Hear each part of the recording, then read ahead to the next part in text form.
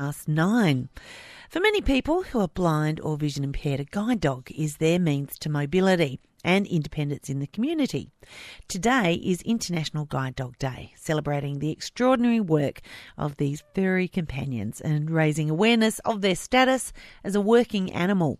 This morning we're joined by Mel Stevens, a guide dog handler, living and working in Sunraysia with the assistance of her Labrador, Darcy. Good morning.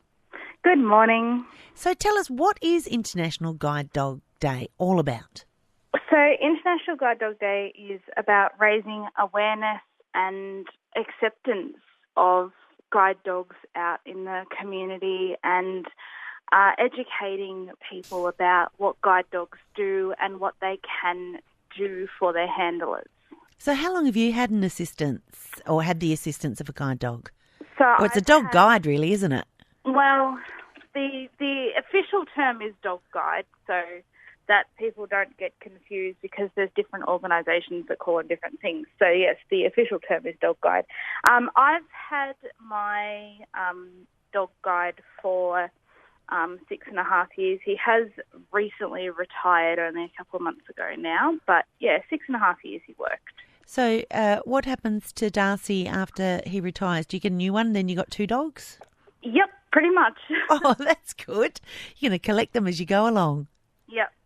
So what are some of the rules the public need to be aware of when interacting with a working animal? Now, the one thing that I know, a friend of mine trained guide dog puppies, and what she would do is when the jacket was on, no interaction. When the jacket was off, then you could play and you could, give them a pat and that sort of thing. What other rules are there? Well, I essentially tell people don't interact with the dog at all. The dog's not the one who can understand directions when you're giving directions to the blind person. You certainly must never pat them, feed them. Even giving them eye contact can severely distract, especially a younger dog. So I personally just say don't interact with the dog at all. Just pretend it's invisible. And everyone wants to pat a guide dog because they look so gorgeous, but you got to remember it's a working dog. Exactly. Do you encounter any problems when you're accessing buildings or services when you've got Darcy with you? I haven't so much in Sunraysia, but when I was living in Melbourne, I certainly did. Guide Dogs Victoria have actually done a survey for this year's International Guide Dog Day, and they've found that 1 in 2 guide dog handlers have experienced some kind of access refusal because they're accompanied by their guide dog. Goodness me. Mm. That's a bit of a shame because they are a working dog and they're there for a purpose. Can you tell us the difference between a guide dog and an assistance dog? Is there a difference or is it just the name? So a guide dog is a dog that gives a blind person access to freedom and sort of gives the blind person their sight, I suppose. Whereas assistance dogs can do anything from help people who are in wheelchairs picking up things or whatever, mental health dogs, sort of PTSD and all that kind of thing, epilepsy, diabetes, they're sort of the more assistant type dogs, autism, whereas guide dogs are that specific need for the client to be guided by their dog. And as I said, a friend of mine, she was training guide dog puppies and one of them didn't make it, Opal. She was a gorgeous chocolate labby, beautiful dog, but just didn't make it into being a guide dog. So now Opal is an assistance dog. So there's still a career for you dogs who don't quite make it into the upper echelons of being a dog guide.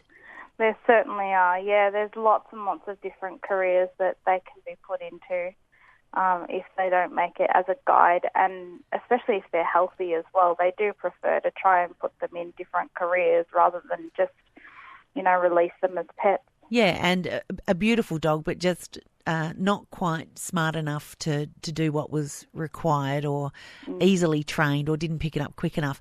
Do you know whether guide dogs, and there is still a call for people to help out with the puppies, to help train them before they go out to their new people that they're working with? Oh, there absolutely is. Guide Dogs Victoria, which is the organisation who I got my dog from, are always looking for puppy raisers.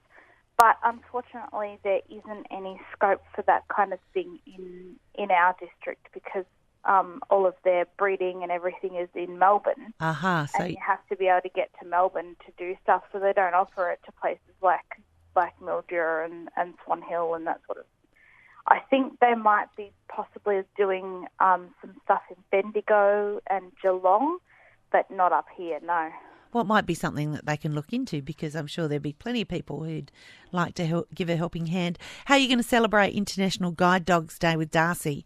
Does Darcy get a cake or special treat? He'll probably get a carrot for dinner tonight, and just get to curl up and enjoy the luxury of being retired. Being retired. Well, good on you, Darcy, for some good work with Mel. And thank you for joining us, Mel Stevens, and talking to us all about International Guide Dogs Day. Thank you. Thank you. And I suppose if you ever want to help, just ring Guide Dogs Victoria or Guide Dogs Australia, and they'll be able to point you in the right direction. In a moment, Kelly Hollingworth is going to join us, and she's got some news headlines. Before that, a quickie by Paul Kelly called Firewood and Candles. It's pretty new.